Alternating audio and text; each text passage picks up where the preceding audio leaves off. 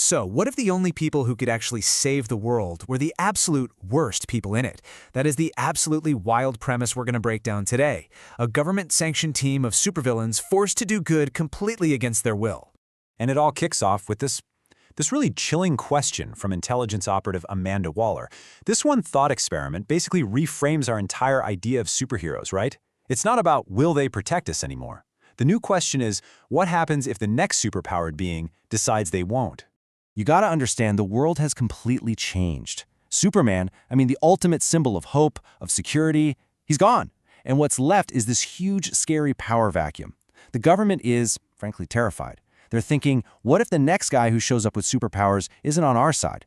What if they're a terrorist? And that's where Amanda Waller comes in. This woman is ruthless, she is pragmatic, and she looks at this new threat and doesn't see a problem for heroes. No, she sees a problem that needs a different kind of weapon. And her solution? It's this top-secret, clandestine project she calls Task Force X. This right here, this little back and forth, it tells you everything you need to know about her. She's not looking for heroes to fight the next big bad. She's looking for monsters. She's convinced the only way to fight overwhelming power is with another kind of power, one that she can control. So how exactly is she going to fight this fire? Well, she's putting together a team, and this team is made up of the most dangerous, locked-up supervillains on the entire planet. The worst of the worst, in her words. And make no mistake, these aren't soldiers. They're assets. And maybe even more importantly, they are completely expendable. Okay, first up on the team roster, Floyd Lawton. You probably know him as Deadshot. This guy is the world's most effective assassin. We're talking he never misses. But, everyone's got a weakness, right? Something you can leverage. And for him, it's his 11-year-old daughter Zoe. She is the one and only thing in this world he actually cares about, which, of course, makes her the perfect leash for Amanda Waller. And this just shows you how much of a professional he is, even behind bars. He's not just going to do it, he negotiates his terms of service. And every single demand, it's about his daughter. He wants her to have the life he never could. He's asking for full custody, an Ivy League education, even, to white people that thing if her grades slip. It's this kind of cynical, transactional devotion, but really it's all he's got. And then there's Harley Quinn. Now, before she was the queen of Gotham City, she was actually Dr. Harleen Quinzel, a psychiatrist at Arkham Asylum. Her patient? The Joker. And she thought she was curing him, but, as Waller puts it so perfectly, she was falling in love. And that transformation, from doctor to accomplice, well, it created one of the most chaotic, unpredictable, and totally fearless criminals the world has ever seen. So to round out the crew, you've got Captain Boomerang, a thief from Australia with absolutely zero honor. Then there's El Diablo, a pyrokinetic who actually turned himself in after a horrible accident. And Killer Croc, a guy with a genetic condition that gives him superhuman strength. Basically, the world saw a monster, so he became one. It's really a collection of lethal skills and, honestly, just broken people. But the team's biggest gun, their heaviest hitter, is also their most unstable piece. We're talking about the Enchantress.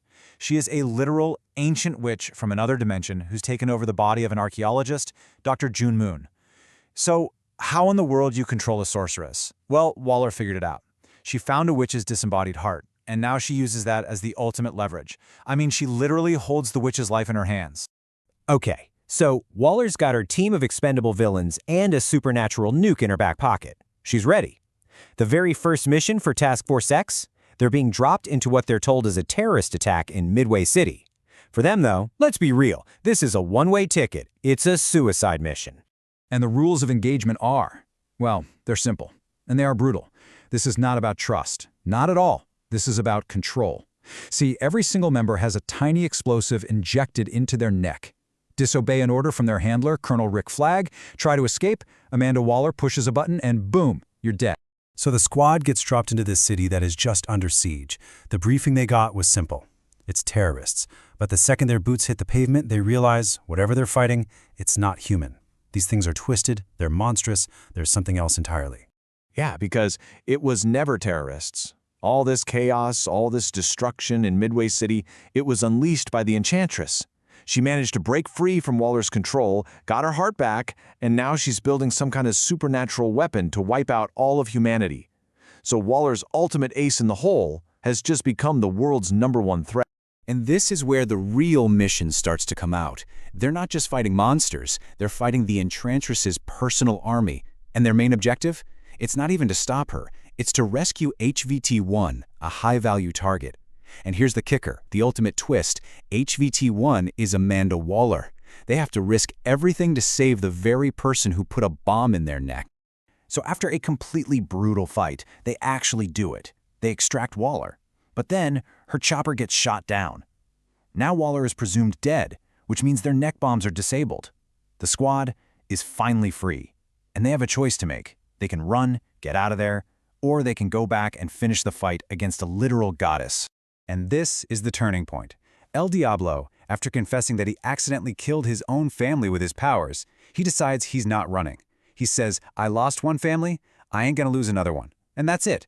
That's the moment this group of killers and thieves actually becomes a team. A super dysfunctional family for sure, but a family, and they decide to fight for each other.